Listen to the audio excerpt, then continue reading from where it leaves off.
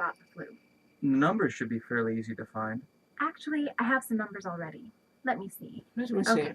Okay. From spring From spring 1918 to 1990 winter to 1919, 1990, 25% of Americans, 1 out of every 4 people, contracted the flu, and about 3% of the people who got the flu died from it. Wow. Wow. 1/4 of the population got sick. That's a lot. That's a lot. It must have had a pretty bad effect on the workforce and productivity. Imagine if 1/4 of the people didn't show up for work. Doctors and hospitals must have been overwhelmed. Here's some more interesting numbers. 675,000 Americans died from influenza, but only 116,000 died in World War I. That means that the war killed only about 1/6 of the people who died from the flu. I wonder how the flu statistics compare with the statistics for other major epidemics. You know, like AIDS and tuberculosis, or other flu epidemics. I think there were other flu epidemics later, after 1918. I don't know, but I'll try to find out. That might be good to include in our report. So, we can talk about the flu and its effects on society and the economy, and compare it to other epidemics. What else should we do? I think we should tell stories about its effects on real people.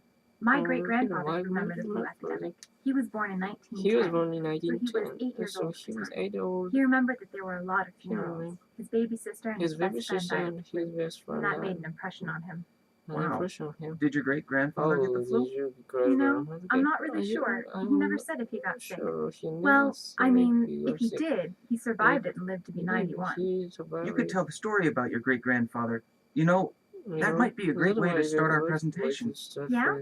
Maybe. It might get our audience's attention. I think we should also talk about the connection between the flu and World War I.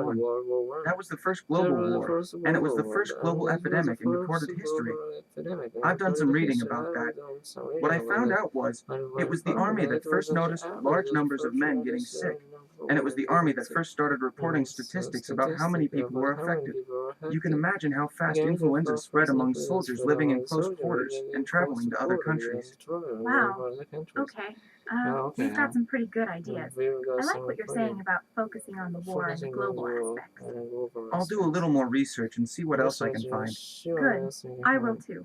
I'll look for stuff about other epidemics. Why don't we meet again and talk about what we have? Can you meet again on Thursday? Yeah, sure, that's fine with me. Okay, so we're going to take a look at the influenza epidemic of 1918 and